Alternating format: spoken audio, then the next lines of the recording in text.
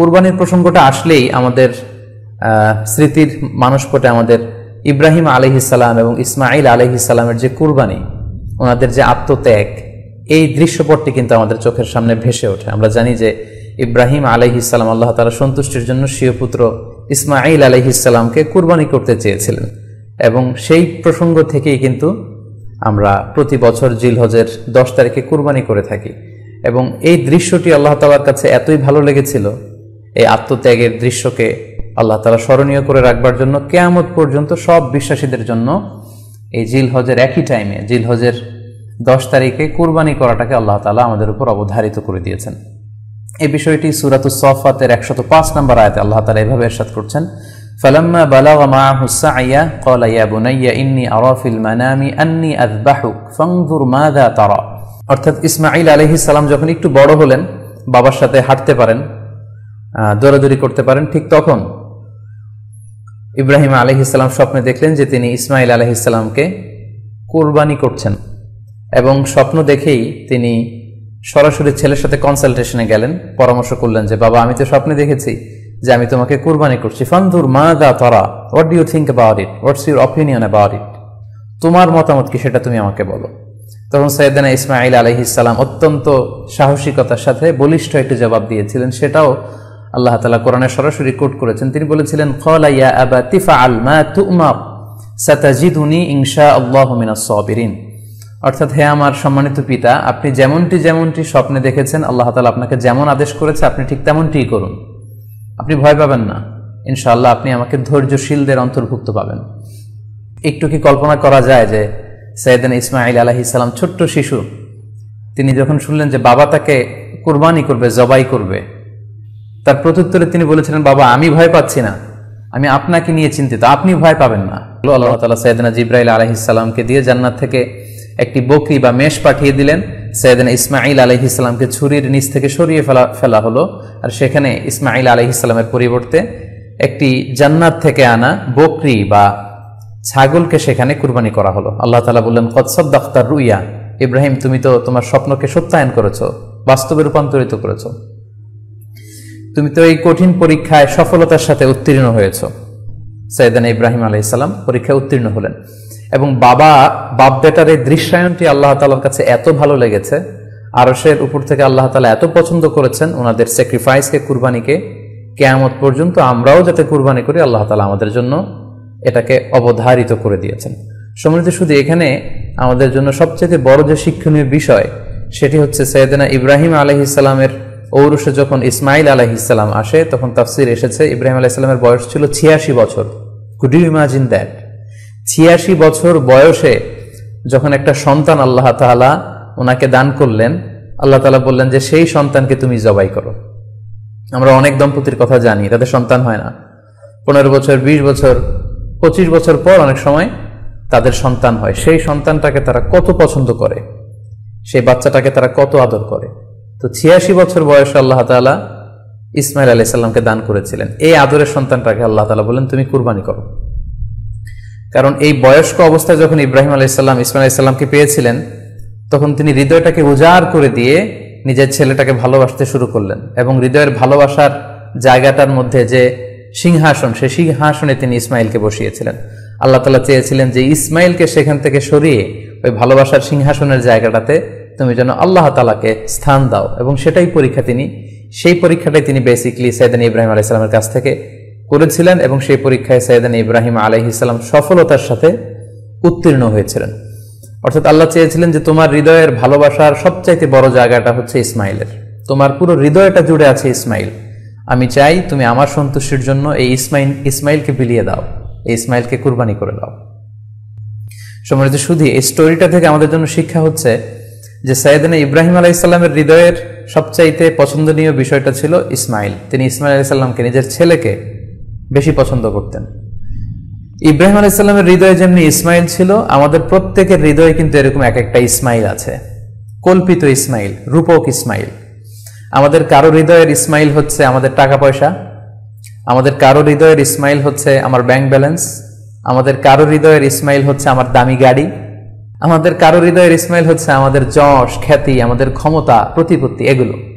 আল্লাহ তাআলা চান আমাদের প্রত্যেকের যার যার হৃদয়ের ইসমাইল যেটা, সেটাকে আমরা আল্লাহ তাআলার সন্তুষ্টির জন্য উৎসর্গ করতে পারবো কিনা, আল্লাহ তাআলার খুশির জন্য সেরেফ শুধুমাত্র আল্লাহ তাআলার জন্য আমার হৃদয়ের ইসমাইলটাকে আমি স্যাক্রিফাইস করতে পারবো কিনা, এই শিক্ষাটা দেওয়ার জন্যই বেসিক্যালি আল্লাহ তাআলা এই কুরবানিকে আমাদের জন্য প্রেসক্রাইব করেছেন। আল্লাহ তাআলা চান যে আমাদের হৃদয়ের পুরো জায়গাটা জুড়ে যেন আল্লাহ তাআলার সন্তুষ্টি, আল্লাহ তাআলার ভালোবাসা, আল্লাহকে যে আমরা ফিল করি, আল্লাহকে যে আমরা ভয় পাই, সেই জায়গাটাতে যেন আমরা আল্লাহ তাআলাকে রাখতে পারি। এটাই মূলত আল্লাহ তাআলা আমাদের কাছ থেকে চান। এবং আমাদের জীবনের সব কাজগুলোই হবে শুধুমাত্র কেবলমাত্র আল্লাহ তাআলার সন্তুষ্টির জন্য। এজন্য বিশ্বনবী সাল্লাল্লাহু আলাইহি ওয়াসাল্লামকে কিন্তু আল্লাহ রাব্বুল আলামিন শিখিয়ে দিয়েছেন যে কুল ইন্না সলাতি ওয়া নুসুকি ওয়া মাহইয়ায়া ওয়া মামাতি লিল্লাহি রাব্বিল আলামিন। হে নবী, আপনি বলুন যে আমার নামাজ, আমার কুরবানি, আমার জীবন, আমার মরণ সবটাই তো আল্লাহর জন্য। তাই আমাদের হৃদয়ে যদি আমরা আল্লাহকে স্থান দিতে পারি, আমাদের সবকিছু, সাইয়েদনা ইব্রাহিম আলাইহিস সালাম যেমনি নিজের প্রিয় পুত্র সন্তানকে কুরবানি করেছিলেন, ঠিক তেমনি ভাবে আমাদের হৃদয়ের ইসমাইলটাকেও যদি আমরা আল্লাহ সন্তুষ্টির জন্য স্যাক্রিফাইস করতে পারি, কুরবানি করতে পারি, তাহলেই কিন্তু এই কুরবানির শিক্ষাটা আমাদের জন্য বাস্তবায়িত হবে বা সফল হবে। এবং এই শিক্ষাটা দেওয়ার জন্য আল্লাহ তাআলা এই কুরবানির বিধানকে আমাদের জন্য জারি করেছেন, যে আমাদের হৃদয়ে শুধু আল্লাহ তাআলার ভয় থাকবে। এবং এই যে আমরা কুরবানি করবে, কুরবানির রক্ত, গোশত, চামড়া কোনোটাই কিন্তু আল্লাহ তাআলার কাছে পৌঁছে না, পৌঁছে হচ্ছে আমাদের হৃদয়ের ভয়, তাকওয়াটা আল্লাহ তাআলার কাছে পৌঁছে। সূরাতুল হজ্জের 37 নম্বর আয়াতে আল্লাহ বলছেন, লা ইয়ানালাল্লাহা লুহুমুহা ওয়ালা দিমাউহা ওয়ালাকি ইয়ানালুহুত তাকওয়া মিনকুম। এই কুরবানির রক্ত, কুরবানির গোশত, এগুলো তো আল্লাহর কাছে পৌঁছে না, আল্লাহর কাছে পৌঁছে হচ্ছে তোমাদের তাকওয়া। আমরা কতটা ইখলাসের সাথে, কতটা আন্তরিকতার সাথে, কতটা আনুগত্যের সাথে আমাদের সম্পদ, আমাদের নিজেদেরকে আমরা আল্লাহর কাছে সোপর্দ করতে পেরেছি, আমরা কতটা আল্লাহর সমর্পিত বান্দা হতে পেরেছি, এটাই হচ্ছে এই কুরবানির শিক্ষা, যেটা সাইয়েদনা ইব্রাহিম আলাইহিস সালাম গোটা বিশ্ববাসীর জন্য নিদর্শন এই ঘটনার মধ্য দিয়ে কিন্তু আমাদের জন্য রেখে গিয়েছেন। তাই আমরা এই কুরবানির মধ্য দিয়ে এটা যেন ফিল করি যে আমাদের সবটুকু আমরা আল্লাহর জন্য বিলিয়ে দিতে প্রস্তুত আছি।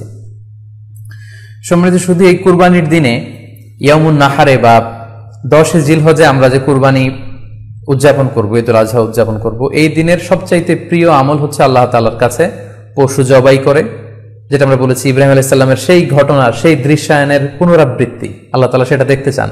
আমরা পশু জবাই করে রক্ত প্রবাহিত করে দেয়া, এটা আল্লাহ তাআলার কাছে খুবই পছন্দনীয়। সুনানে তিরমিজিতে এসেছে, আয়েশা রাদিয়াল্লাহু তাআলা আনহা থেকে বর্ণিত, তিনি বলেন, আন্না রাসূলুল্লাহ সাল্লাল্লাহু আলাইহি ওয়াসাল্লাম ক্বাল, আল্লাহ রাসূল সাল্লাল্লাহু আলাইহি ওয়াসাল্লাম বলেছেন, মা আমিলা আদামিয়ুন মিন আমালিন ইয়াওমান নাহর আহাব্বা ইলাল্লাহি মিন ইহরাকিদ দাম। অর্থাৎ ইয়াউমুন নাহারে 10 জিলহজে পশু কুরবানি দিয়ে সে পশুর রক্ত প্রবাহিত করে দেওয়ার চেয়ে শ্রেষ্ঠ কোনো আমল আল্লাহর কাছে হতে পারে না, এর চেয়ে কোনো প্রিয় আমল আল্লাহর কাছে নেই। তার মানে কুরবানির দিনে সবচাইতে প্রিয় আমল, আল্লাহর কাছে পছন্দনীয় আমল হচ্ছে কুরবানি করা। তাই আমাদের যাদের সাধ্য আছে আমরা যেন বেশি বেশি কুরবানি করি। সম্মানিত, শুধু আমরা জানি যে এই কুরবানিকে আল্লাহ তাআলা আমাদের উপর আবশ্যক করেছেন। কুরবানির হুকুম সম্পর্কে যদি বলি তাহলে বলবো যে এটা ওয়াজিব হানাফি স্কুল অফ থট অনুযায়ী, কিন্তু অন্যান্য মাযহাবে এটাকে সুন্নাতে মুআক্কাদা বলা হয়েছে। মেজরিটি স্কলাররা, জুমহুরুল ফুকাহা, ইমাম শাফিঈ, আহমদ এবং ইমাম মালিকদের মতে, তাদের মতে এটা হচ্ছে সুন্নাতে মুআক্কাদা। কিন্তু হানাফি মাযহাবে এই কুরবানি করা হচ্ছে ওয়াজিব। যেহেতু আমাদের বাংলাদেশে বেশিরভাগই হচ্ছে হানাফি মাযহাবের অনুসারী, সো এটা কিন্তু আমাদের জন্য অবধারিত। যাদেরকে আল্লাহ তাআলা সম্পদ দিয়েছেন, টাকা পয়সার মালিক বানিয়েছেন, স্বাবলম্বী করেছেন, আমাদের প্রত্যেকের উপর কিন্তু এই কুরবানি করাটা ওয়াজিব। যেহেতু কুরবানি একেবারে আমাদের সন্নিকটে, সো এই কুরবানি নিয়ে আমাদের মধ্যে অনেক ধরনের প্রশ্ন রয়েছে। খুব বেশি যে প্রশ্নটি করা হয়েছে সেটি হচ্ছে জানতে চাওয়া হয়েছে 7 ভাগে কুরবানি করা যাবে কিনা। এই ধরনের প্রশ্ন কিন্তু আমরা আগে শুনতাম না। রিসেন্টলি কিছু কিছু স্কলারদের আলোচনা বা এতে করে লোকজন হয়তো বিভ্রান্তিতে ভোগেন কিংবা একটা ধোঁয়াশা তৈরি হয়, ফলে এই প্রশ্নটি করা হচ্ছে। আমরা আবহমান কাল থেকে আমাদের প্রিয় মাতৃভূমি বাংলাদেশে হয়তো ছাগল কুরবানি দিয়েছি অথবা গরু কুরবানি দিয়েছি সর্বোচ্চ 7 ভাগে। সো এটা আমাদের সবার কাছে জানা ছিল, এ নিয়ে আগে সংশয় ছিল না। ইদানিংকালে অনেকের মধ্যে এই বিষয়ে সংশয় জেগেছে। কেউ কেউ বলে থাকেন যে ভাগে যদি কুরবানি দেওয়া হয় 7 জনে মিলে, গরুতে বা মহিষে বা উটে, এই ভাগে কুরবানি হবে না, এটা অনেকে বলে থাকেন। এই কথাটি আসলে ঠিক নয়। আপনি যদি ভাগে কুরবানি দিতে চান এটি জায়েজ আছে, এবং একটি উটে বা মহিষে বা গরুতে আপনি সর্বোচ্চ 7টি ভাগে কুরবানি দিতে পারবেন ইনশাআল্লাহ। এ ব্যাপারে সহিহ মুসলিমের একটি হাদিসকে আমরা এখানে উল্লেখ করতে চাই। সাইয়েদনা জাবের রাদিয়াল্লাহু তাআলা আনহু থেকে বর্ণিত, তিনি বলেন ক্বালা হাজাজনা মা রাসূলিল্লাহি সাল্লাল্লাহু আলাইহি ওয়াসাল্লাম, আমরা আল্লাহ রাসূল সাল্লাল্লাহু আলাইহি ওয়াসাল্লামের সাথে হজ করেছি। ফানাহারনাল বাঈরা আন সাবআ, সেখানে আমরা উট কুরবানি দিয়েছি 7 জনের পক্ষ থেকে। ওয়াল বাকারাতা আন সাবআ, আর আমরা সেখানে গরু কুরবানি দিয়েছি 7 জনের পক্ষ থেকে। খুব সুস্পষ্ট, একটি উটে ওনারা 7 জন অংশগ্রহণ করতেন, একটি গরুতে 7 জন অংশগ্রহণ করতেন। তো এই হাদিসের আলোকে অনেকে বলে থাকেন যে এটি হজের সময়, সফরের সময়, কিন্তু মুকিম অবস্থায় 7 ভাগে দেয়া যায় না। আসলে এই কথাটিও ঠিক নয়, কারণ সুনানে আবু দাউদের আরেকটি হাদিসে এসেছে যেখানে আল্লাহ রাসূল সাল্লাল্লাহু আলাইহি ওয়াসাল্লাম সুস্পষ্ট বলেছেন, সেখানে হজ বা কোনো সফরের উল্লেখ নেই। সেটা হচ্ছে জেনারেল স্টেটমেন্ট, অর্থাৎ আল বাকারাতু আন সাবআ, গরুতে সর্বোচ্চ 7 অংশ দিয়ে কুরবানি দেয়া যায়। ওয়াল জাযুরু আন সাবআ, আর উটের ক্ষেত্রেও সর্বোচ্চ 7 অংশ দিয়ে কুরবানি দেয়া যায়। তো এই হাদিস, দ্বিতীয় যে হাদিসটি উল্লেখ করলাম, এটা হচ্ছে জেনারেল স্টেটমেন্ট, সেখানে সফর মুকিম কোনো কথা বলা হয়নি। ইন জেনারেলি বলা হয়েছে যে উটে 7 ভাগ দেয়া যায়, গরুতে 7 ভাগ দেয়া যায়। সো আমরা যারা ভাগে কুরবানি দিচ্ছি, 7 জন মিলে একটি গরু, আপনারা নিঃসন্দেহে সানন্দ চিত্তে নিশ্চিন্তে কুরবানি দিতে পারেন। সহিহ হাদিসের আলোকে এটি সাব্যস্ত, এতে কোনো সমস্যা নেই ইনশাল্লাহ। তবে ভাগে কুরবানিতে কিংবা যৌথ কুরবানিতে কয়েকটি বিষয় আমাদেরকে খেয়াল রাখতে হবে। নাম্বার 1 হচ্ছে নিয়ত। আপনাদের ইন্টেনশনটা ক্লিয়ার হতে হবে। প্রত্যেকেরই যাতে একই ইন্টেনশন থাকে, সবারই যাতে ইন্টেনশন থাকে যে শুধুমাত্র আল্লাহ তাআলা সন্তুষ্টির জন্য আমরা এই কুরবানি দিচ্ছি। এখানে কয়েকজনের যদি ইন্টেনশন থাকে যে আল্লাহ সন্তুষ্ট, অন্যজনের যদি নিয়তে ঝামেলা থাকে, তাহলে কিন্তু কুরবানিটা প্রশ্নবিদ্ধ হয়ে যাচ্ছে। কারণ ইন্নামাল আমালু বিন্নিয়াত, ইয়ানি ইন্নামা সাওয়াবুল আমালি বিন্নিয়াত, সমস্ত কাজের প্রতিদান দেয়া হবে আপনার ইন্টেনশন বা নিয়তের উপর ভিত্তি করে। সো এজন্য যারা খুব বেশি মুখলেস, খুব বেশি মুত্তাকি, তারা অনেক সময় যৌথ কুরবানি দিতে চান না। তাদের সামর্থ্য না থাকলে ছোট একটা ছাগল দিয়ে তারা একাকি কুরবানি দিতে চান। এটা safe, he want to be in the safer side. কারণ যৌথ কুরবানি দিতে দিতে যে কার মনে কি চিন্তা, কার মনে কি নিয়ত, আমরা কিন্তু কিছু জানি না। সো যদি যৌথ কুরবানি দেন, কুরবানির আগে সবাইকে এটা কনসার্ন করে দেওয়া, রিমাইন্ডার দেওয়া যে ভাই আমাদের কুরবানিটা হবে শুধুমাত্র কেবলমাত্র আল্লাহ তাআলা সন্তুষ্টির জন্য, অন্য কোনো নিয়তের জন্য না থাকে, তাহলে কিন্তু আমাদের কুরবানি বরবাদ হয়ে যাবে। এটা হচ্ছে প্রথম কনসার্ন। 2 নম্বর কনসার্ন হচ্ছে হালাল উপার্জন দিয়ে কুরবানি হতে হবে। যৌথ কুরবানিতে কেউ কেউ যদি এমন থাকে যাদের উপার্জন হালাল না, সেই কুরবানি কিন্তু আল্লাহ তাআলার দরবারে কবুল হবে না। সো এটা খুব গুরুত্বপূর্ণ একটা বিষয়। আরেকটা হচ্ছে লৌকিকতা। লৌকিকতা যদি থাকে তাহলেও কুরবানি কবুল হবে না। যৌথ কুরবানিতে কারো যদি এটা থাকে যে আমার গরুটা সবচেয়ে বড়, আমাদের গরুটা এলাকার সবচেয়ে বড় গরু, এবং সবাইকে বলে বেড়াচ্ছে যে এইবারের গরুটা সবচেয়ে বড় হয়েছে, আমার চেয়ে বড় গরু কেউ দিতে পারে না এই এলাকায়। তো এই জাতীয় যদি লৌকিকতা প্রবণতা কারোর মধ্যে থাকে, তাহলেও কিন্তু তার কুরবানি কবুল হবে না। সো যৌথ কুরবানি যদি আপনারা দিতে চান, এই বিষয়গুলো আমাদেরকে খেয়াল রাখতে হবে। আরো একটি প্রশ্ন খুব বেশি আমাদের কাছে জানতে চাওয়া হয়েছে, সেটা হচ্ছে কুরবানির সাথে আকিকা দেয়া যাবে কিনা। খুব বেশি আলোচনা হচ্ছে এই প্রসঙ্গটা যে কুরবানির সাথে আকিকা দিয়ে দেয়া যাবে কিনা। এক্ষেত্রে আমরা উত্তরে বলবো যে কুরবানি এবং আকিকা আপনাদের খেয়াল রাখতে হবে যে ভিন্ন দুটি ইবাদত। প্রথম কথা হচ্ছে ইবাদত ভিন্ন দুটি ইবাদত। কারণ কুরবানি এটা বছরের একটা নির্ধারিত সময়, জিলহজের 10 তারিখে, এবং তারপরে আরো 2 দিন বা 3 দিন, এই সময়গুলোতে আপনি কুরবানি করতে পারবেন। তাহলে এটা হজের মৌসুমে জিলহজ মাসে করতে হয় কুরবানি। কিন্তু আকিকা কিন্তু এরকম না। আকিকাটা যে কোনো মাসে হতে পারে। আকিকাটা হচ্ছে নবজাতক সন্তানের ভূমিষ্ঠ হওয়ার পরে শুকরিয়া স্বরূপ আল্লাহর কাছে যে কুরবানিটা করতে হয়, সেটাকে আমরা বলি আকিকা। হাদিসে এসেছে আকিকা। তো সেটা হচ্ছে সন্তান কখন ভূমিষ্ঠ হলো সেটার উপর নির্ভর করে। কারো সন্তান রমাদানে হতে পারে, কারো সন্তান জিলহজ মাসেও হতে পারে, শাওয়ালে হতে পারে, রজাবে হতে পারে। আকিকা হচ্ছে বাচ্চা যেদিন জন্মগ্রহণ করবে, সন্তান ভূমিষ্ঠ হওয়ার 7 দিন পরে। তাহলে ভিন্ন দুইটা ইবাদত, দুই সময়ের ইবাদত। নাম্বার 2, আকিকার ক্ষেত্রে আল্লাহ রাসূল সাল্লাল্লাহু আলাইহি ওয়াসাল্লাম বলেছে আনিল গুলামি শাতান ওয়া আনিল জারিয়াতি শাত, অর্থাৎ ছেলে হলে 2টি ছাগল দিয়ে আকিকা করো, এবং যদি মেয়ে হয় তাহলে 1টি ছাগল দিয়ে আকিকা করো। তো সেক্ষেত্রে কুরবানিতে কিন্তু এরকম বিধান নেই। কুরবানিতে কিন্তু 1টি ছাগল দিয়ে আপনি কুরবানি করলে কুরবানি হয়ে যাচ্ছে, সেখানে 2টি ছাগল দেওয়া লাগবে এমন কোনো কথা নেই। তো এভাবে আমরা বুঝতে পারতেছি, খুবই স্পষ্টত কমন সেন্স খাটালেও আমরা বুঝতে পারতেছি, এবং আল্লাহ রাসূল সাল্লাল্লাহু আলাইহি ওয়াসাল্লামের ভাষ্যগুলো অনুসারে আমরা বুঝতে পারছি দুইটা 2 ধরনের ইবাদত। যদিও এই 2 ইবাদতে কিছুটা মিল আছে, কিন্তু দুইটা 2 সময়ের ইবাদত, দুইটা আলাদা, 2টি উপলক্ষ, 2টার আলাদা নির্ধারিত সময় রয়েছে। যেমন আকিকার ক্ষেত্রে সুন্নাহ হচ্ছে বাচ্চা যেদিন জন্মগ্রহণ করবে তার 7ম দিন শেষে 7 দিন পরে আপনি আকিকা করবেন। আল্লাহ রাসূল সাল্লাল্লাহু আলাইহি ওয়াসাল্লাম বলেছেন, কুল্লু গুলামিন মুরতাহানুন বিআকিকাতিহি তুযবাহু আনহু ইয়াওমা সাবিহি। প্রত্যেক সন্তানের আকিকা দিতে হয় তার 7ম দিনে, ওয়া ইউহলাকু ওয়া ইউসাম্মা, এবং 7ম দিনে মাথার চুল ফেলে দিতে হয়, তার সুন্দর একটি নাম রাখতে হয়।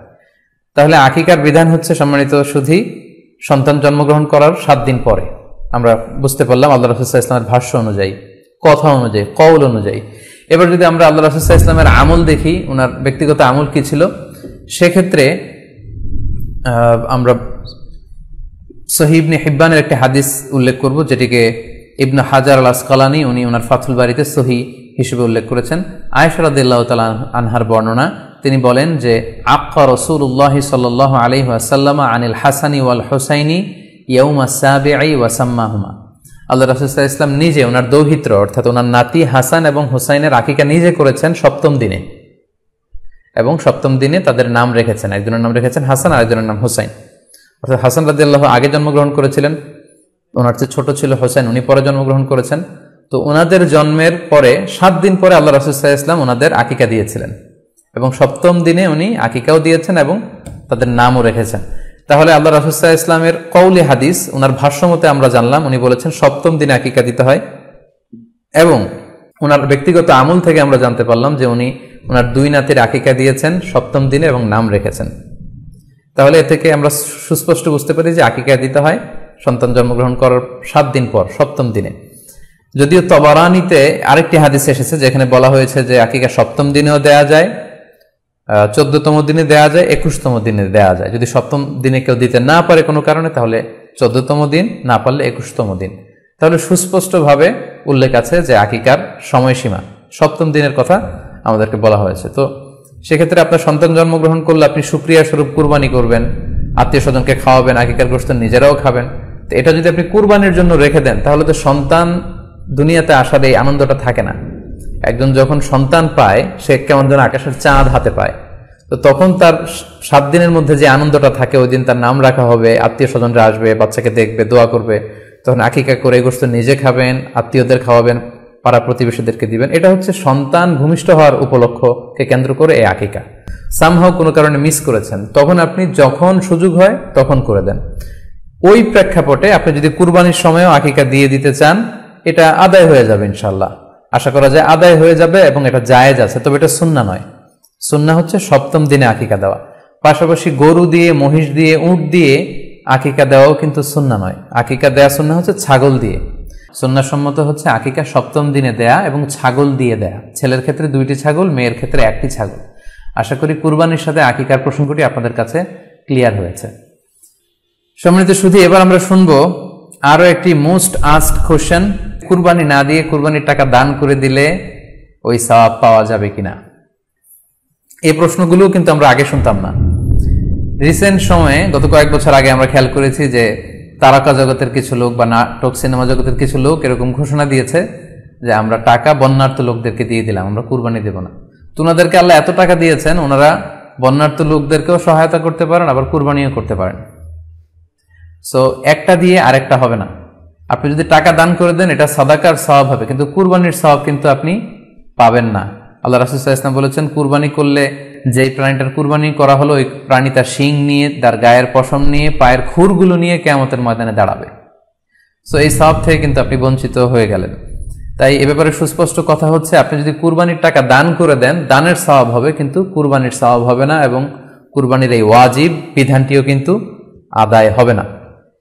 আপনার উদ্দেশ্য ভালো, কিন্তু আপনার পদ্ধতিতে সমস্যা। আপনার উদ্দেশ্য হচ্ছে যে বন্যা দুর্গত মানুষ, সাতক্ষীরাতে বা আশেপাশের জেলাগুলোতে বন্যায় মানুষ না খেয়ে মারা যাচ্ছে, আমি টাকাগুলো দান করে দেই, তাহলে বেশি তারা উপকৃত হবে। আমি বলবো যে আপনার যদি সামর্থ্য থাকে, সেক্ষেত্রে আপনি বন্যার্থ লোকদেরকে দানও করেন, পাশাপাশি কুরবানিও করেন। দুইটা দুই জিনিস। অথবা আপনি যদি শুধু কুরবানি করতে চান, সেটাও আপনি করতে পারেন। আপনি কুরবানি করবেন, এতে করে কিন্তু আপনি যে দান করতে চান, আপনার এই পারপাসটাও কিন্তু সার্ভ হবে। কিন্তু কুরবানির টাকা দান করে দিলে কখনো কুরবানি আদায় হবে না। আপনি যদি কুরবানি করেন, এক্ষেত্রেও কিন্তু দরিদ্র জনগোষ্ঠীর বিশাল স্বার্থ এখানে আছে, কারণ বছরের একটা দীর্ঘ সময় ধরে এই সুবিধাবঞ্চিত মানুষগুলো কিন্তু আমিষের অভাবে তারা ভোগে। পুষ্টিহীনতায় ভোগে। তারা এমনও অনেক ফ্যামিলি আছে বছরে শুধু এই কুরবানির সময় এই মৌসুমটাতে তারা কিছু গোশত খেতে পারে। সো তাদের মধ্যে আপনি কুরবানি করে এই গোশত বিতরণ করতে পারেন। সো এই কোভিড-19 পিরিয়ডে আমাদের উচিত বেশি বেশি কুরবানি করা, কুরবানি করে এই অভুক্ত মানুষদের ঘরে ঘরে কুরবানির গোশত পৌঁছে দেয়া। তাহলে আপনি কুরবানির মাধ্যমে কিন্তু এই গোশত বিতরণ করে তাদের সহায়তা করতে পারলেন। পাশাপাশি যারা খামারি আছে, আপনি কুরবানি করলে এই তাই খামারিদের এই ব্যবসা প্রসেসেও কিন্তু আপনি অংশগ্রহণ করলেন। আপনি তাদের ব্যবসাতে, আল্লাহ তাআলা সুদকে হারাম করেছেন, ব্যবসাকে হালাল করেছেন, তাহলে ব্যবসার মতো একটা চমৎকার কাজেও আপনি সহায়তা করলেন কুরবানির মধ্য দিয়ে।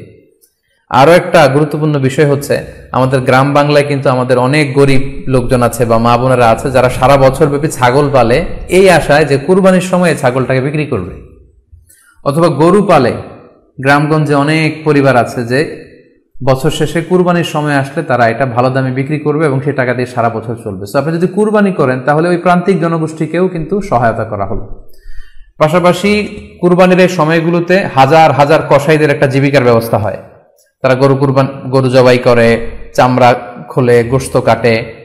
তো এই কুরবানির দিনগুলোতে কিন্তু হাজার হাজার কসাইদের হালাল জীবিকার একটা ব্যবস্থা হয়। কসাইরা কিন্তু কোটিপতি হয় না। সো আপনি এই কুরবানির প্রসেসটাকে যদি আরো বেশি প্রমোট করেন তাহলে এই কসাইদেরও কিন্তু একটা রিজিকের ব্যবস্থা হচ্ছে। আরো ইন্টারেস্টিংলি, কুরবানির যে চামড়া, পশুর যে চামড়া, এই চামড়াগুলো কিন্তু ইয়াতিমের হক, গরিবদের হক। সো আপনি কুরবানির চামড়া বিক্রি যদি করে দেন, চামড়া চাইলে আপনি ব্যবহার করতে পারেন, অথবা বিক্রি করলে এটা কিন্তু ইয়াতিমখানাতে, মাদ্রাসাগুলোতে, অভাবী মানুষদেরকে এই দামটা কিন্তু দিয়ে দিতে হয়। ফলে কুরবানির এই চামড়া থেকে কিন্তু মাদ্রাসাগুলো বা ইয়াতিম ছাত্রছাত্রীরা উপকৃত হচ্ছে। তাহলে এখানে অনেক বিষয় জড়িত।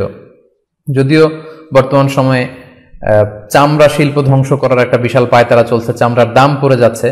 তো আমরা যদি কুরবানি না দেই আমাদের চামড়া শিল্প হুমকির মুখে পড়বে।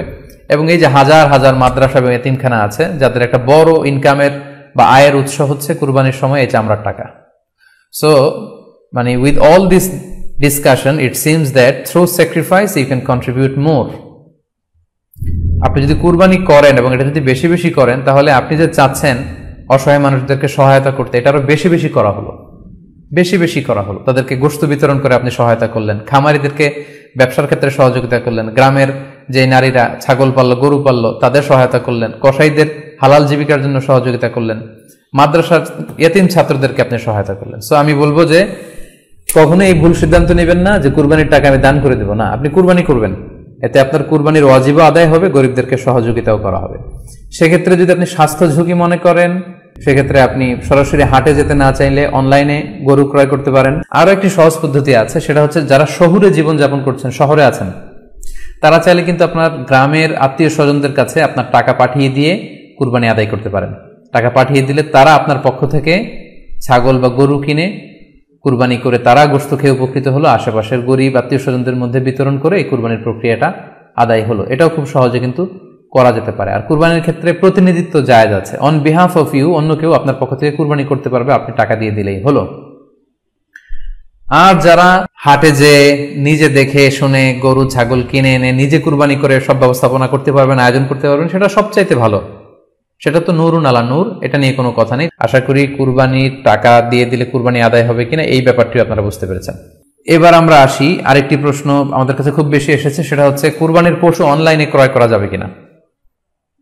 খুবই রেলেভেন্ট একটি কোশ্চেন, যেহেতু এখন অনেকেই হাটে যেতে চাচ্ছেন না, অনলাইনে আমরা অনেক কেনাকাটা করি, ফলে অনলাইনে কুরবানির পশুটা ক্রয় করা যাবে কিনা এটা হচ্ছে প্রশ্ন। এক্ষেত্রে উত্তর হচ্ছে জি, অন্যান্য জিনিস আপনি যেমনি অনলাইনে ক্রয় করেন সেগুলো যেমনি জায়েজ, অনুরূপভাবে অনলাইনে কুরবানির পশুও ক্রয় করা জায়েজ। বিভিন্ন ডেইরি ফার্ম আছে, অ্যাগ্রো ফার্ম আছে এবং বিভিন্ন গরু ছাগলের খামার আছে। তারা কিন্তু আমি দেখলাম যে তারা গরুর অ্যাড দিচ্ছে, গরুর ভিডিও সেখানে আপলোড করে দিচ্ছে, সেখানে তাদের ক্লায়েন্টরা সেটা দেখে তারা গরু ক্রয় করছে। যে এটা জায়েজ আছে ইনশাল্লাহ। আপনারা যদি স্বাস্থ্য ঝুঁকির কারণে গরুর হাটকে অ্যাভয়েড করতে চান, ওখানে যেতে না চান, আপনারা চাইলে অনলাইনে পশু ক্রয় করতে পারবেন।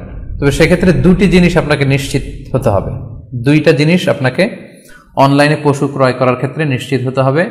প্রথম বিষয় হচ্ছে পশুটা দৈহিকভাবে ত্রুটিমুক্ত কিনা এটা নিশ্চিত হতে হবে, অর্থাৎ পশুর বিস্তারিত অঙ্গ প্রত্যঙ্গের বর্ণনা আপনার জানা থাকা চাই। পশুটা সুস্থ আছে কিনা, বাহ্যিকভাবে সমস্ত ত্রুটিমুক্ত কিনা এটা জানতে হবে। 2 নম্বর হচ্ছে পশুর বয়স সম্পর্কে আপনার জানতে হবে, কারণ যে কোনো বয়সের পশু দিয়ে কুরবানি করা যায় না, এটার একটা নির্ধারিত বয়স সীমা দেওয়া আছে শরিয়াতে, সেটা আপনাকে মেনটেন করতে হবে। প্রথম হচ্ছে সালিমাতুন মিনাল উয়ুবিজ যাহিরা, বাহ্যিক ত্রুটিমুক্ত হওয়া। যে কোনো পশু দিয়ে কিন্তু, অসুস্থ পশু দিয়ে কুরবানি করলে কিন্তু কুরবানি হবে না। এক্ষেত্রে আমরা সুনানে নাসাইর একটি হাদিস উল্লেখ করব। হাদিসটি সহিহ, বারা ইবনে আযিব রাদিয়াল্লাহু তাআলা আনহু বর্ণনা করেছেন। আল্লাহ রাসূল সাল্লাল্লাহু আলাইহি ওয়াসাল্লাম বলেছেন, লা ইয়াজুজু মিনাদ দাহায়া আল আওরাউল বাইয়িনু আওরুহা, এমন পশু দিয়ে কুরবানি হবে না যে এই পশুটা সুস্পষ্টভাবে অন্ধ। অন্ধ কানা কোনো পশু দিয়ে কুরবানি হবে না। ওয়াল আরজাউল বাইয়িনু আরাজুহা, খোড়া, কুরবানি যেখানে করা হবে ওই জায়গা পর্যন্ত হেঁটে যেতে পারছে না, মাঠ থেকে বাড়িতে আনা যাচ্ছে না, এরকম খোড়া প্রাণী দিয়ে কুরবানি করা যাবে না। ওয়াল মারিদাতুল বাইয়িনু মারাদুহা, খুব বেশি অসুস্থ, খুবই দুর্বল অসুস্থ প্রাণী দিয়ে কুরবানি করা যাবে না। ওয়াল আজফাউল্লাতি লা তুনকি, এবং এমন বয়স্ক বৃদ্ধ প্রাণী যে অতি বয়সের ভারে এটা নুজ্জ হয়ে গিয়েছে এবং এর হাড্ডির ভেতরে যে মজ্জা শুকিয়ে গিয়েছে, এরকম প্রাণী দিয়েও কিন্তু কুরবানি করা যাবে না। তাহলে সুনানে নাসাইর এই সহিহ হাদিসটির মধ্য দিয়ে আমরা বুঝতে পারলাম যে অন্ধ প্রাণী দিয়ে কুরবানি করা যায় না, খোড়া প্রাণী দিয়ে করা যায় না, খুবই দুর্বল প্রাণী দিয়ে এবং খুব বয়স হয়েছে এরকম প্রাণী দিয়ে কিন্তু কুরবানি করা যাবে না। তারপর আমরা সুনানে তিরমিজির আরেকটি হাদিস এখানে উল্লেখ করব। এই হাদিসটিও হাসান পর্যায়ের হাদিস।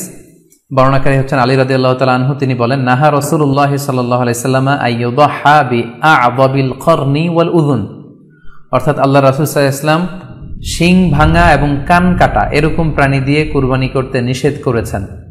অর্থাৎ ব্রোকেন হর্নস অ্যান্ড ইয়ার্স, কোনো পশুর যদি শিং দুটো ভাঙা থাকে অথবা কান কাটা থাকে এরকম প্রাণী দিয়ে কুরবানি করলে কুরবানি আদায় হবে না। পশুর কানের ব্যাপারে আরো সুস্পষ্ট হাদিস এসেছে সুনানে তিরমিজিতে, এটিও হাসান পর্যায়ের হাদিস।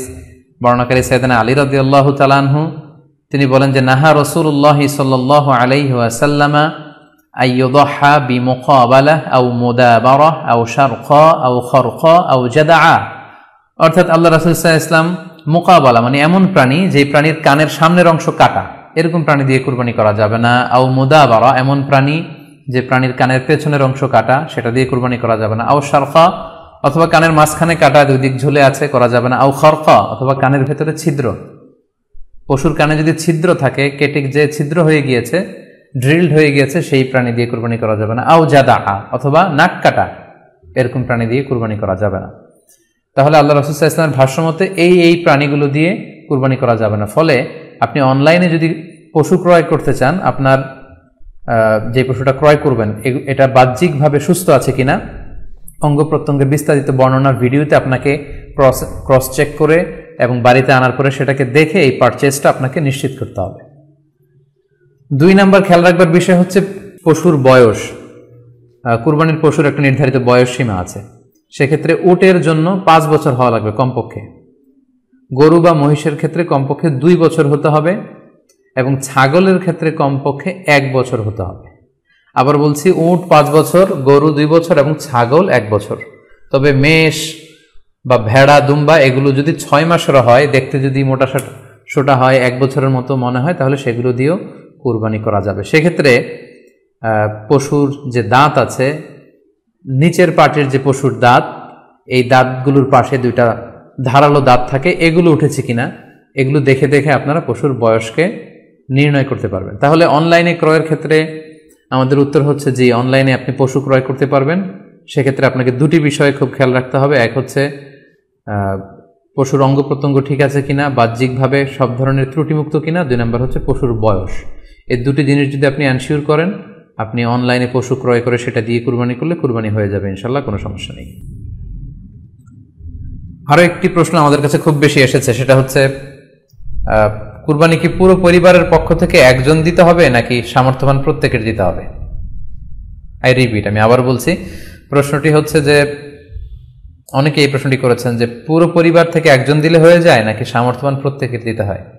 সম্মানিত দিনী ভাই এবং বোনেরা, এটি একটি মতবিরোধপূর্ণ মাসআলা, অর্থাৎ এই মাসআলার ক্ষেত্রে স্কলারদের মধ্যে মতভেদ পাওয়া যায়। এক্ষেত্রে 2টি মতামত। একদল স্কলার বলেছেন যে এটা পরিবারের পক্ষ থেকে একজন দিলে আদায় হয়ে যাবে। অপর মতামত হচ্ছে যে না, সামর্থ্যবান প্রত্যেকের দিতে হবে। আমরা দুইটি মতামত নিয়ে আলোচনা করি। প্রথম মত হচ্ছে যে এক পরিবারের পক্ষ থেকে একজনই যথেষ্ট। এই মতামতটিও দলিলের দিক থেকে বেশ শক্তিশালী। সেক্ষেত্রে আমরা মেহনাফ ইবনে সুলাইম রাদিয়াল্লাহু তাআলা আনহুর বর্ণিত একটি হাদিস সুনানে আবু দাউদে এসেছে, হাদিসটি হাসান পর্যায়ের হাদিস। তিনি বলছেন, ও নাহনু উকুফুন মা রাসূলিল্লাহ বিআরাফাতিন, আমরা রাসূল সাল্লাল্লাহু আলাইহি ওয়াসাল্লামের সাথে 9 জিলহজ আরাফার ময়দানে ছিলাম। ক্বালা, তখন আল্লাহ রাসূল সাল্লাল্লাহু আলাইহি ওয়াসাল্লাম আমাদেরকে বলেছেন, ইয়া আইয়ুহান নাস, হে মানব সকল, ইন্না আলা কুল্লি আহলি বাইতিন ফি কুল্লি আমিন উদহিয়া, অর্থাৎ প্রত্যেকটি, আল্লাহ রাসূল সাল্লাল্লাহু আলাইহি ওয়াসাল্লাম বলেছেন প্রত্যেকটি ফ্যামিলির জন্য প্রতি বছর একটি কুরবানি ওয়াজিব হয়। আমি আবার বলছি, প্রত্যেক ফ্যামিলির জন্য প্রতি বছর কুরবানি দিতে হয় কয়টি? একটি। তাহলে কুরবানি পরিবারের পক্ষ থেকে একটি দিলেই আদায় হয়ে যাবে। সুনানি তিরমিজির আরো একটি হাদিস আমরা এখানে উল্লেখ করতে পারি। এই হাদিসটিও সহিহ। সাইয়েদনা আতা ইবনে ইয়াসার রাদিয়াল্লাহু তাআলা আনহু উনি আবু আইয়ুব আল আনসারী রাদিয়াল্লাহু তাআলা আনহুকে জিজ্ঞেস করেছিলেন যে কাইফা কানাতিল উদহিয়া ফি আহদি রাসূলিল্লাহ, হে আল্লাহর নবীর সাহাবী, আল্লাহ রাসূল সাল্লাল্লাহু আলাইহি ওয়াসাল্লামের জামানাতে কুরবানি কেমন হতো, কিভাবে তারা কুরবানি দিতেন? তো আবু আইয়ুব আল আনসারী রাদিয়াল্লাহু তাআলা আনহু উনি বলেছেন, কানা রাজুলু ইউদাহি বিশাতি আনহু ওয়া আন আহলিহি, আল্লাহ রাসূল সাল্লাল্লাহু আলাইহি ওয়াসাল্লামের সময়কালে লোকজন একটি ছাগল কুরবানি দিত তার পক্ষ থেকে এবং তার ফ্যামিলির পক্ষ থেকে। আনহু ওয়া আন আহলিহি, তার নিজের পক্ষ থেকে এবং ফ্যামিলির পক্ষ থেকে। অর্থাৎ এই হাদিসগুলোর আলোকে বোঝা যায় যে পুরো পরিবারের পক্ষ থেকে একজন কুরবানি দিয়ে দিলেই আদায় হয়ে যাবে। স্বামীও চাকরি করেন, স্ত্রীও চাকরি করেন, স্বামীরও টাকা আছে, স্ত্রীর টাকা আছে, দুইজনের আলাদা করে দিতে হবে না। স্বামী যদি একটা ছাগল কুরবানি দিয়ে দেয় তাহলে স্ত্রীর পক্ষ থেকে, পুরো ফ্যামিলির পক্ষ থেকে কুরবানি আদায় হয়ে যাবে। এই হাদিসগুলোর আলোকে বোঝা গেল। দ্বিতীয় আরেকটি মত আছে, সেই মতটি হচ্ছে প্রত্যেক সামর্থ্যবানের উপর ওয়াজিব। এটি ইমাম আবু হানিফার মত এবং আমাদের বাংলাদেশে এটিরই প্রচলন হয়ে এসেছে। আমরা এই মতামতটিকেই বেশি আমরা শুনে থাকি সব জায়গায়, যে যারাই সামর্থ্যবান প্রত্যেকের আলাদাভাবে দিতে হয়। স্বামী সামর্থ্যবান হলে স্বামীর দিতে হবে, স্ত্রী সামর্থ্যবান হলে স্ত্রীকে দিতে হবে, ছেলেরা হলে ছেলের দিতে হবে। এটা প্রত্যেকের আলাদাভাবে ইন্ডিভিজুয়ালি দিতে হয়। এবং সেক্ষেত্রে ওনারা দলিল দিচ্ছেন সুনান ইবনু মাজার একটি হাদিস, হাদিসটি সহিহ, যেখানে আল্লাহ রাসূল সাল্লাল্লাহু আলাইহি ওয়াসাল্লাম বলেছেন, মান কানা লাহু সাআহ, যার সামর্থ্য আছে কিন্তু ওয়ালাম ইউদাহি, সামর্থ্য থাকার পরেও সে কুরবানি দেয় না, ফালা ইয়াকরাবান্না মুসাল্লানা, সেজন্য ঈদুল আজহার দিন আমার ঈদগাহে না আসে নামাজ পড়তে। আল্লাহ রাসূল সাল্লাল্লাহু আলাইহি ওয়াসাল্লাম হুঁশিয়ারি বাণী ঘোষণা করেছেন, ধমক দিয়েছেন যে সামর্থ্য থাকার পরেও যে কুরবানি দেয় না সেজন্য আমার ঈদগাহে না আসে। এই হাদিসের আলোকে ওনারা বলেছেন মান কানা লাহু সাআহ, যার সামর্থ্য আছে। ওনারা বলছেন যে এটা ইন জেনারেল, ব্যাপক, যারই সামর্থ্য আছে তাকেই দিতে হবে। সো এখানে বাস্তবতা হচ্ছে দুই পক্ষেরই খুব ভ্যালিড দলিল আছে। আর কোনো মাসালার ক্ষেত্রে যখন মতবিরোধ থাকে, দুই পক্ষেরই দলিল থাকে, সেক্ষেত্রে বাড়াবাড়ি করাটা অনুচিত। বরং এটা হচ্ছে ইসলামের সৌন্দর্য, এখানে প্রশস্ততা রয়েছে। সো যারা মনে করে যে ফ্যামিলির পক্ষ থেকে একজন কুরবানি দিলেই আদায় হয়ে যাবে, তাদেরও দলিল আছে, তাদেরকে সেটা করতে দেওয়া উচিত। তবে আমরা এটাকেই সাজেস্ট করি যে প্রত্যেক সামর্থ্যবানের উপর কুরবানি দেওয়া উচিত। এতে করে যিনি কুরবানি দিবেন উনি সওয়াব পেয়ে উপকৃত হলেন, আবার উনি কুরবানি দেওয়ার কারণে গোশত বিতরণ করলেন, ফলে গরিবরা উপকৃত হলো। সো সামর্থ্যবান প্রত্যেকেরই উচিত বেশি বেশি কুরবানি দেয়া। আশা করি এই মাসালাটাও আপনারা বুঝতে পেরেছেন। এ পর্যায়ে আমরা অল্প কয়েকটি রিমাইন্ডার আপনাদের সাথে শেয়ার করে আজকের আলোচনাটুকু আমরা এখানেই জবনিকা টানবো, এখানেই আমরা আলোচনাটি শেষ করবো ইনশাআল্লাহ। প্রথম যে রিমাইন্ডারটি আপনাদের সাথে আমি শেয়ার করতে চাই সেটি হচ্ছে, সম্মানিত সুধী, আমরা অনেকেই বাজার থেকে পশু আনার সময় বা কুরবানি করার সময় পশুর সাথে অনেক বেশি অমানবিক আচরণ করি। এতে করে কিন্তু আপনার কুরবানিটা, পুরো কুরবানির প্রক্রিয়াটাই প্রশ্নবিদ্ধ হয়ে যেতে পারে। তাই আজকের লাইভের মধ্য দিয়ে যারাই আপনারা যুক্ত হয়েছেন, আমি সবাইকে বলছি আমরা যাতে পশুর সাথে মানবিক আচরণ করি, কুরবানির পশুর সাথে এমন কোনো আচরণ যাতে না করি যাতে ওর কষ্ট না হয়, আমরা যেন এটা খেয়াল রাখি। বিশেষ করে জবাই করার আগে পশুকে ভালোভাবে রশি দিয়ে বেঁধে নেয়া এবং ছুরিটা, যেই ছুরি দিয়ে জবাই করা হবে সেটা খুব ধারালো থাকা। আল্লাহ রাসূল সাল্লাল্লাহু আলাইহি ওয়াসাল্লাম কিন্তু এই দিক নির্দেশনা আমাদেরকে দিয়েছেন। সুবহানাল্লাহ, ইসলাম যে কতটা চেক এন্ড ব্যালেন্স, কতটা ভারসাম্যপূর্ণ জীবন বিধান। আল্লাহ রাসূল সাল্লাল্লাহু আলাইহি ওয়াসাল্লাম সহিহ মুসলিমের বর্ণনায় তিনি বলছেন, ইযা যাবাহতুম ফাআহসিনুয যিবহা, তোমরা যখন জবাই করবে সেখানেও তোমরা ইহসান করো। কেননা আল্লাহ তাআলা সব জায়গায় ইহসানকে অবধারিত করেছেন। আমরা জীবনে যাই করব না কেন সেটা ইহসানের সাথে করতে হবে। তো পশুটাকে কিন্তু আমি জবাই করব, স্লটার করব, আল্লাহ রাসূল সাল্লাল্লাহু আলাইহি ওয়াসাল্লাম বললেন, যখন স্লটার করবে, জবাই করবে, তখনও সেটার প্রতি ইহসান করে তোমরা জবাই করো না। ওয়া ইযা যাবাহতুম ফাআহসিনুয যিবহা, সেক্ষেত্রেও তোমরা সফট হার্টেড হও, সেটাকে ইহসানের সাথে জবাই করো। কিভাবে ইহসানের সাথে জবাই করবে? ওয়ালিয়ুহিদ্দা আহাদুকুম শাফরাতাহু ওয়ালিয়ুরিহ যাবিহাতাহু, তোমরা তোমাদের ছুরিটা খুব বেশি করে ধারালো করে নাও, যাতে করে খুব স্মুথলি স্লটারিংটা হয়ে যায়, খুব স্মুথলি কুরবানিটা তাড়াতাড়ি হয়ে যায়, যাতে প্রাণীটার কষ্ট না হয়। আমরা প্রায়ই আমাদের বেখেয়ালে বা অবহেলাবশত কুরবানির পশু ট্রাক থেকে নামানো, হাট থেকে নিয়ে আসা, এমনভাবে আমরা কুরবানির পশুর সাথে ট্রিট করি, এতে করে কিন্তু অনেক অমানবিক আচরণ আমাদের দ্বারা প্রকাশ পেয়ে যায়। সো আমরা যদিও এটাকে জবাই করব, আমরা যেন ইহসানের সাথে জবাই করি, এই বিষয়টা যেন আমরা খেয়াল রাখি। এটা হচ্ছে প্রথম রিমাইন্ডার। দ্বিতীয় রিমাইন্ডার হচ্ছে, আমাদের দেশে প্রায় এটা ঘটে, জবাই করার পরে অনেক কসাইরা তাড়াতাড়ি এই পশুটার দেহ থেকে প্রাণ বের হয়ে যাওয়ার জন্য ছোট ছুরি দিয়ে জবাই করা প্রাণীটার গলার মধ্যে খোঁচা মারতে থাকে, গলায় বারবার খোঁচা মারতে থাকে। এটা কিন্তু ঠিক না। স্পাইনাল কর্ডে যদি আপনি জবাই করার পরে বারবার খোঁচা মারেন, তাহলে কিন্তু এই প্রাণীটার অপমৃত্যু হতে পারে, অর্থাৎ এটা স্বাভাবিক কোনো মৃত্যু নয়। স্বাভাবিক মৃত্যু হচ্ছে জবাই করে দেয়া, এবং ইসলাম এটাকে আমাদের জন্য বৈধ করেছেন। আমরা জানি যে পাশ্চাত্যে গরুর মাথায় বুলেট মারা হয়, অথবা ইলেকট্রিক্যাল শক দিয়ে ওটাকে হত্যা করা হয়, অথবা ভারী কোনো লোহার হাতুড়ি দিয়ে গরুর মাথায় আঘাত করে সেটাকে মারা হয়, কিন্তু ইসলাম এগুলোকে নিষেধ করেছে। ইসলামের বিধান হচ্ছে স্লটারিং করা, আপনি জবাই করে দিবেন। সেক্ষেত্রে আমার মনে হয় 10 থেকে 15 মিনিট যদি আমরা একটু ওয়েট করি, গরুর দেহ থেকে সবগুলো রক্ত কিন্তু বের হয়ে যাবে, ফলে এটার গোশতটা উপাদেয় হবে আমাদের জন্য। কিন্তু আমরা যদি তাড়াহুড়ো করে, বিশেষ করে অনেক কসাই ভাইরা রুহটা যাতে তাড়াতাড়ি বের হয়ে যায়, প্রাণটা যাতে তাড়াতাড়ি বের হয়ে যায়, জবাইয়ের পরে আবার ছোট ছুরি দিয়ে স্পাইনাল কর্ডে খোঁচা মারতে থাকে, এটা কিন্তু ঠিক না। এতে করে যেটা হয়, এটা স্বাভাবিক মৃত্যু হয় না, বরং অপমৃত্যু হয়ে থাকে। আমরা যখন কুরবানি করি, তখন প্রাণীটার শ্বাসনালী এবং কণ্ঠনালী কেটে যায়, এবং তারপরে রক্তনালী, যেটাকে ইংরেজিতে বলে জুগুলার ভেইন, এই জুগুলার ভেইনটা যখন কেটে যায়, তখন কিন্তু প্রাণীটা আর ব্যথা পায় না। গবেষণায় দেখা গিয়েছে যে যদি আমরা দেখি যে প্রাণীটা খুব ছটফট করে, লাফালাফি করে, কিন্তু আসলে সে ব্যথা পায় না। জুগুলার ভেইন যখন কেটে ফেলে, তখন ব্রেইন তাকে স্পাইনাল কর্ডের মাধ্যমে হার্টে সিগন্যাল দেয় আরো বেশি পাম্প করার জন্য, আরো বেশি রক্ত পাঠানোর জন্য। ফলে দেহের সবগুলো রক্ত গলার ওই কাটা জায়গা দিয়ে কিন্তু বের হয়ে যায়।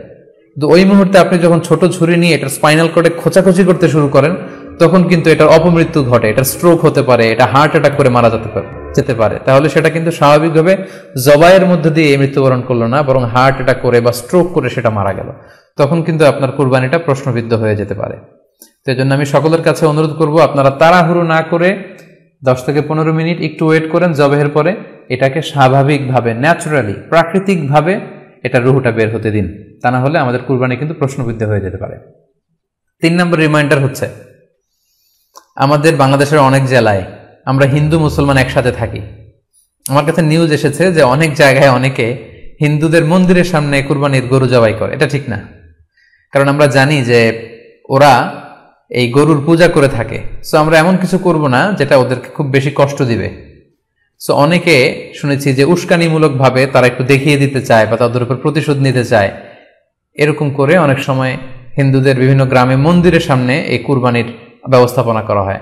আমি বলবো যে আমরা এটা যাতে না করি। আমরা হিন্দুদের যে উপাসনালয় আছে, আমাদের হিন্দু ভাইদের উপাসনালয়গুলোকে স্কিপ করে এমন জায়গায় কুরবানি করব যাতে করে তাদের এই দৃশ্য দেখা না লাগে, এবং তাদের এবাদতগাহের সামনেও যাতে আমাদের এরকম পরিস্থিতি তৈরি করতে না হয়। আমরা যাতে সাম্প্রদায়িক সম্প্রীতি আমাদের এবাদতের মধ্য দিয়ে বজায় রাখতে পারি, এবং কোনো ধরনের উস্কানিমূলক কর্মকাণ্ডে যেন আমরা কখনোই যুক্ত না হই।